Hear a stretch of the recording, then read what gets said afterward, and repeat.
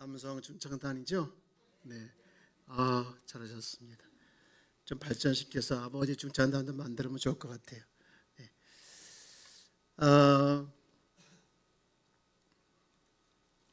여러분, 예수 믿는 저와 여러분 안에 정말 놀라운 능력이 있다는 것을 믿으시나요? 이미 잘 알고 계시지만 확신을 못하는 경우가 있더라고요. 하나님은요, 우리를 통해서 세상을 구원하시길 원하셔요. 그래서 그 일을 위해서 우리에게 놀라운 능력을, 세상이 알지 못하는 놀라운 능력을 주셨어요. 우리 말씀 한 군데 보는데 요한복음 14장 12절 말씀 보면 예수님이 이런 말씀을 했어요.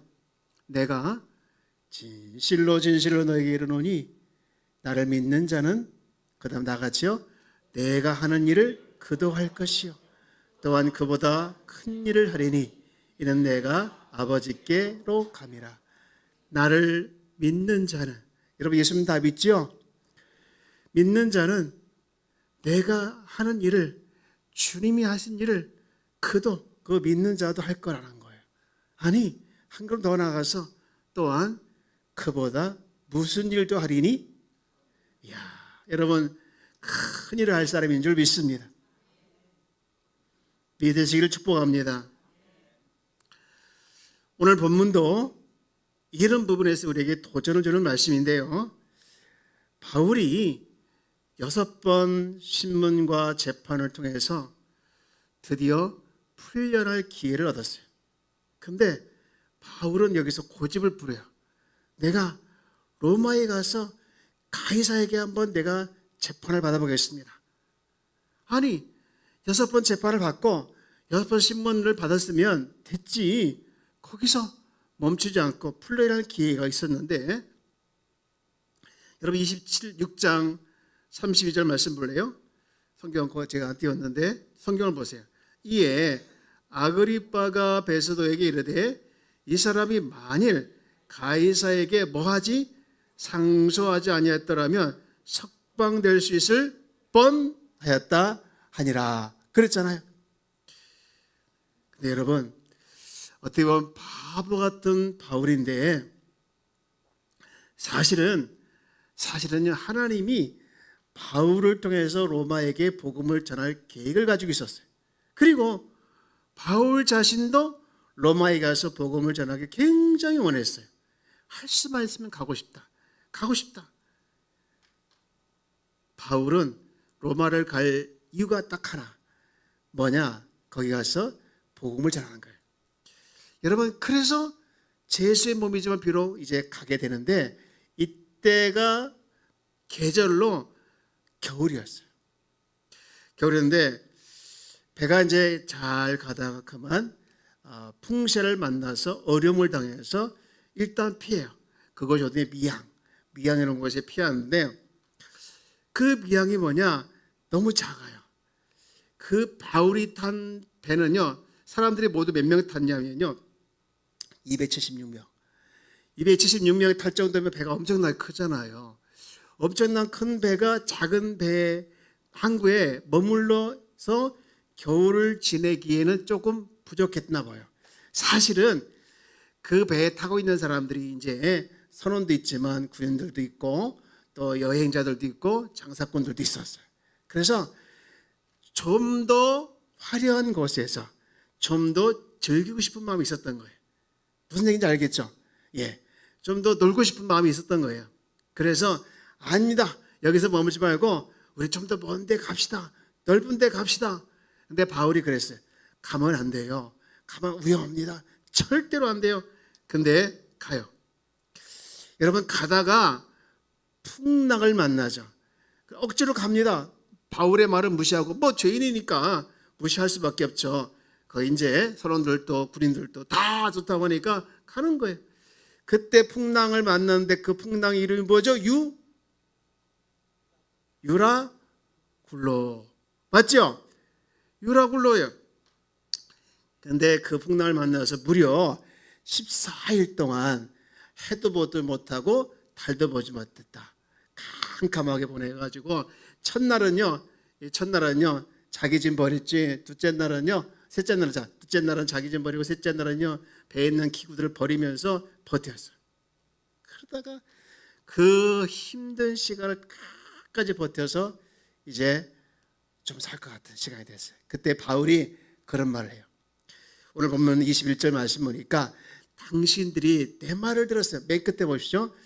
이 타격과 손상을 면하였더라면 좋을 뻔했다. 그런데 가운데 보면 여러분이요 누구 말을 듣고 내 말을 듣고 그에 대해서 떠나지 않아서 거기 좀 안 갔으면 이 브닉스라는 곳에 안 갔으면 좋았을 텐데 갔다는 거예요. 그런데요 바울이 놀라운 말을 해요. 25절 저는요 이 말씀 읽으면서 울컥합니다. 여러분 다 같이 한번 읽고 시작. 그러므로 여러분이요 안심하라. 나는 내게 말씀하신 그대로 되리라고 하나님을 믿노라. 이야. 그러므로 여러분이요 지금 며칠 동안 해도 보지 못하고 달도 보지 못했습니까? 14일 동안. 그리고 얼마나 두려웠겠어요. 근데 그때 제수인 이 바울이 여러분 안심하십시오. 안심해야 합니다. 하면서 하나님을 믿는 그 믿음으로 또 하나님을 이제 만나서 그 만난 소리를 듣는 그대로 전하는 거예요. 여러분 사실은 이렇게 25절 말씀을 전하기 전에 바울에게 어젯밤에 사자가 나타나서 한 말이에요. 한 말. 그래서 이제 그들에게 이 말을 손 그대로 전하고 그들에게 음식을 먹이고 그래서 이제 거기서 사실은 성찬식도 해요. 떡을 떼면서 축사하고 떡을 떼면서 이제 살아났어요. 이 살아난 사람 숫자가 모두 몇 명이냐? 이제 뒤에 가면 276명이라는 말이 나와요. 거기는 군인들도 또 죄수들도 그리고 상인들도 여행객들도 그리고 선원들도 여러분 이 276명 중에서 제일 힘 없는 사람이 누굴까요? 죄수들이죠. 죄수들. 군인들한테 꼭 잡혀가지고. 그런데 그 죄수 중에 누가? 바울이 그들을 살렸다는 거예요. 이야, 하나님이 일하시면 우리 박수로 영광 올리겠습니다. 죄수, 아무 힘도 없는 아무 능력도 없어 보이는 그 죄수 바울을 통해서 그 배에 타고 있는 276명이 다 살아났다는 거예요. 놀랍지 않습니까? 놀랍죠. 하나님은요 이 사건을 통해서 저와 여러분에게 하고 싶은 메시지가 있어요.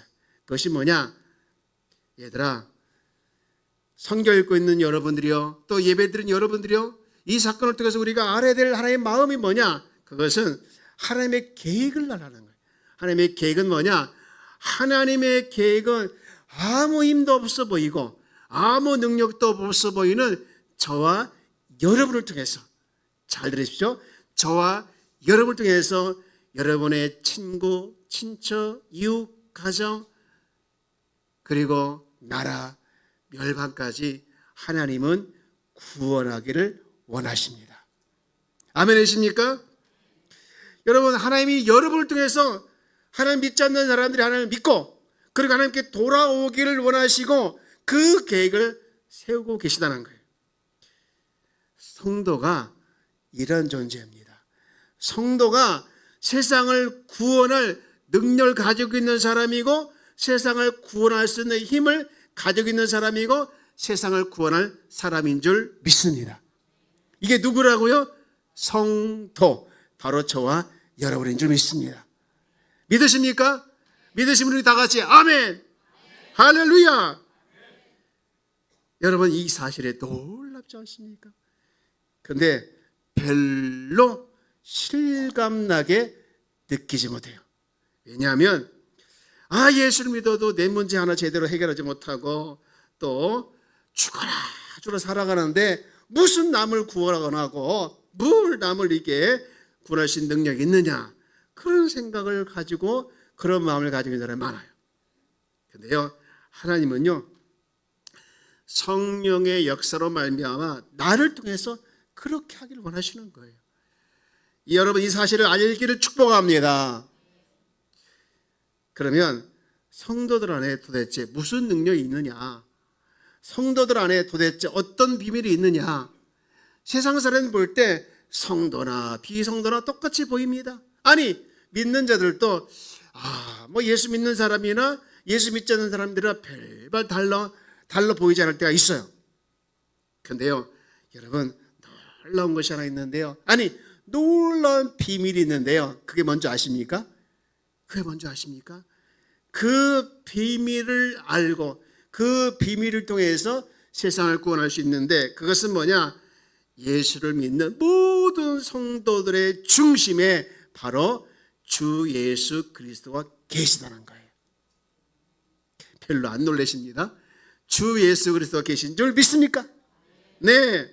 여러분 바로 이것이 세상을 구원한 능력이요 비밀인 줄 믿습니다. 여러분께서 정말 내 안에 예수님이 계시다. 이걸 진짜 믿고 그분을 경외하며 그분에게 순종하게 될 때 여러분 삶의 현장에서 일터에서 어느 곳에든지 기가 막힌 일이 일어날 줄 믿습니다.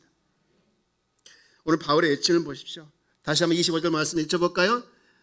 다 같이요. 시작. 그러므로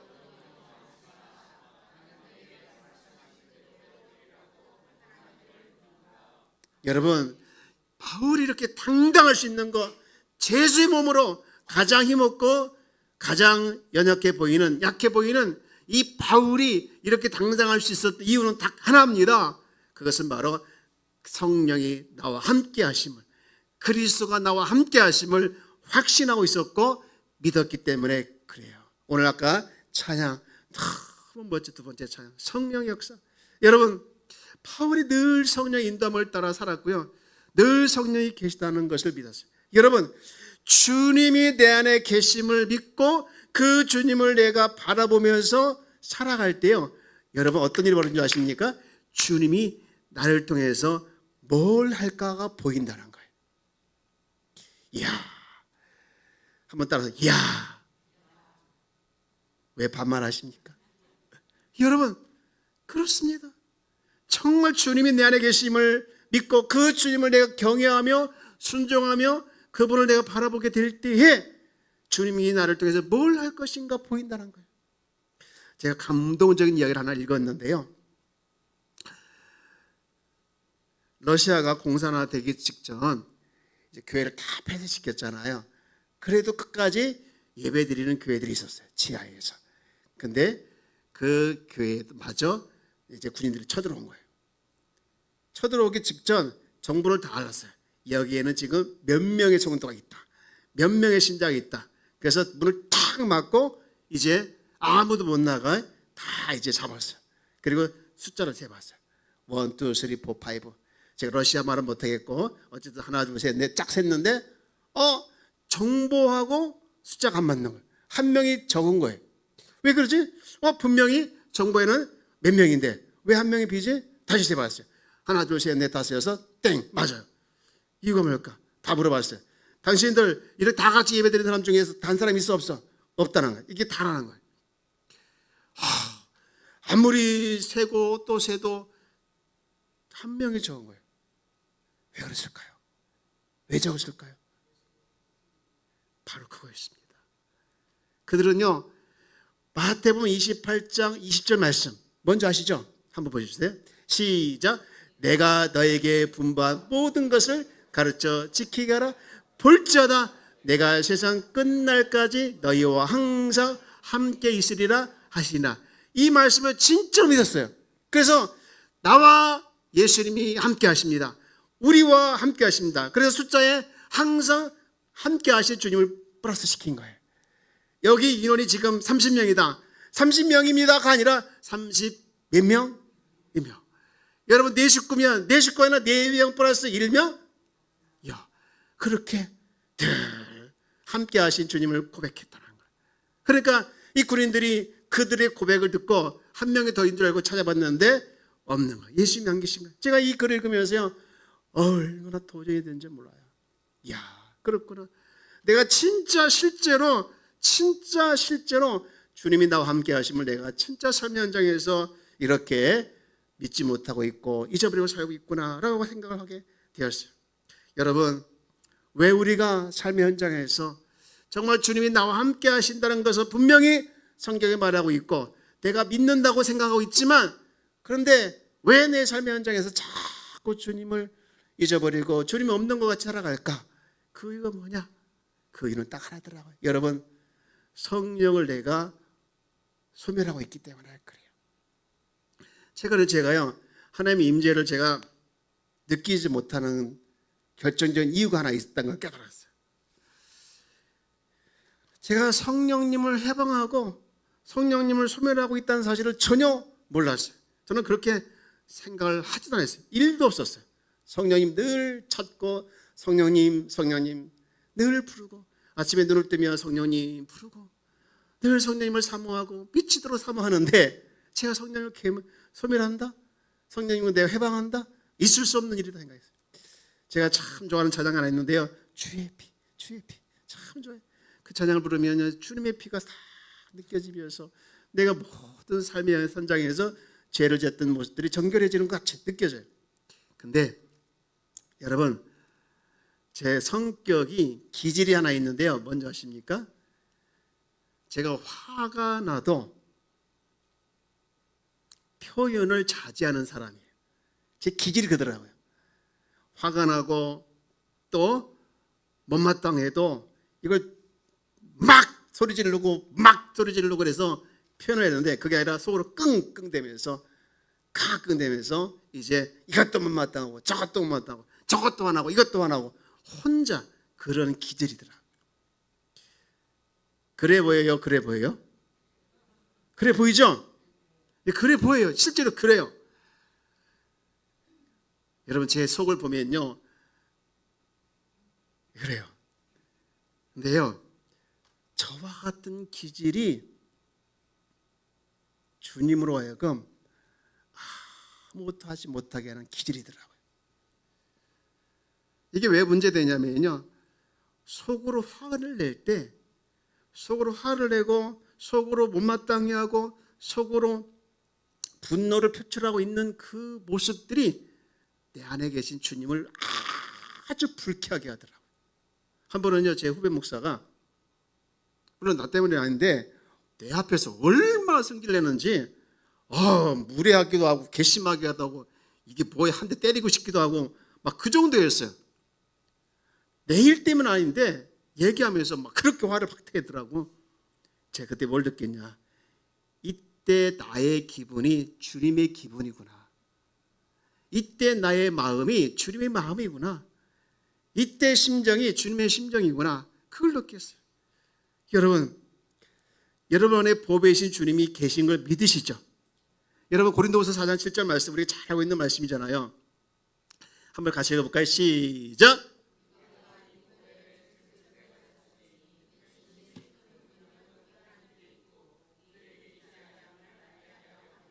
아멘. 여러분, 이 보배가 우리 잘 알고 있는 것처럼 그리스도, 우리 안에 그리스도이신 보배를 가지고 있잖아요. 깨지기 쉬운 질그릇 같은 우리 안에 보배가 있잖아요. 보배가 계시다면 그 보배가 계신 게 온통 신경을 써야 되는데 신경 안 써요. 만약 이 자리에 질문입니다. 우리나라에 빌 게이츠가 왔더라고요. 알아요? 몰라요? 만약 그분이 우리 예배에 참석했어. 그럼 난리 나요? 안 난리 나요? 사인도 받고 싶고 사진도 찍고 싶고 그럴 거죠? 빌 게이츠가 누군지 모르나? 어쨌든 그래요. 그분에게 집중할 거예요. 주님이 보배라고 했는데 우리가 주님이 보배라고 말을 해놓고 너무 집중을 하지 않더라고요. 제가 어떤 단체에 회계했어요. 회계인데요. 회계는 뭘 관리한 사람입니까? 돈이잖아요. 지금처럼 온라인으로 돈을 보내거나 카드를 쓰는 게 아니라 그 당시에는요, 항상 돈가방을 들고 다녔어요. 이야, 돈가방을 들고 다니니까요, 밥을 제대로 못 먹고요, 여행을 제대로 못하고요, 차를 타도요, 온통 어디에 신경을 쓰고 있습니까? 돈가방. 여러분, 만약 그 돈가방을 잃어버리면 어떻게 될까요? 여행 끝이죠. 그죠? 밥도 못 먹고 숙소도 못 들어가고 차도 못 타고 구경도 못 하고, 그러니까요, 온통 그 돈가방에 신경 쓰냐고요. 아무것도 안 보이더라고요. 그 돈가방이 그 여행에서 뭐 했습니까? 보배더라고요. 보배. 여러분, 마귀의 목적은 뭔지 아십니까? 우리에게 있는 돈을 뺏거나 건강을 뺏어가는 것이 목적이 아닙니다. 마귀가 진짜 하려는 목적은 뭐냐? 내 안에 계신, 우리 안에 계신 주님을 느끼지 못하게 만들어버려요. 그래서 내 안에 계신 주님이 느껴지지 않는다면 마귀는 성공한 거예요. 그래서 지 마음대로 할 수 있기 때문에. 그래서 성경은 이렇게 말합니다. 우리 잘 읽고 있는 잠언 4장 23절 말씀, 우리 다 같이 한번 읽어볼까요? 시작. 무릇 지킬 만한 것 중에 더욱 내 마음을 지키라. 생명의 근원이 이에서 남이라. 뭘 지키라겠습니까? 마음. 여러분, 예수님이 내 마음에 계시다고 하면 정말 마음을 지켜야 돼. 마귀는요, 감정을 건드려요. 그래서 마음을 상하게 하고 기분을 나쁘게 하고 자꾸 충동질해서 주의 임재를 느끼지 못하게 합니다. 여러분 생각해 보시죠. 화를 내고 기분이 나쁘고 또 마음이 상하고 있을 때 주님의 임재를 느낍니까? 못 느껴요. 못 느껴요. 여러분, 우리가 살다 보면 뭐 화를 낼 수도 있고 또 기분 나쁠 수도 있고 마음 상할 수도 있지만요, 그걸요 오랫동안 품고 있으면 절대로 영적인 도움이 안 돼요. 영적인 도움이 안 돼요. 여러분, 저를 따라가세요. 저를 따라가다가 기분 나쁨은 오래 두면 안 된다. 여러분, 기분 나쁘거나 마음 상하거나 또 마음에 어떤 악한 감정이라든가 이런 걸요 계속 품고 있으면요, 그것이 내 영혼에 독이 되는 거예요. 내 영혼에 독이 되는 거예요. 영적으로 절대 도움이 되지 못해요. 오히려 견관진 쌓여서 더 마음이 강팍해지고 더 마음이 다. 여러분, 마귀는 그걸 원해요. 너 상처받았잖아. 그걸 왜 자꾸 잊어버리려고 하냐? 너 기분 나쁜 게 있었잖아. 그거 왜 자꾸 잊어버리려고 하냐? 너 마음 상하고 있잖아. 왜 자꾸 그걸 잊어버리려고 하냐? 자꾸 생각나게 하고 자꾸 잊어버리지 않게 하고, 그래서 우리로 하여금 하나님과 멀어지게 만드는 거예요. 마귀의 목적은 뭡니까? 그래서 내 안에 있는 주님과 멀어지게 만들고 하나님과 멀어지게 만들어서 우리 주님이 없는 것처럼, 그래서 능력 있는 그리스도로 살아가지 못하도록 우리로 하여금 만드는 것이 목적인 걸 우리가 분명히 알고, 여러분, 마음을 지키기를 주의 이름으로 축복합니다.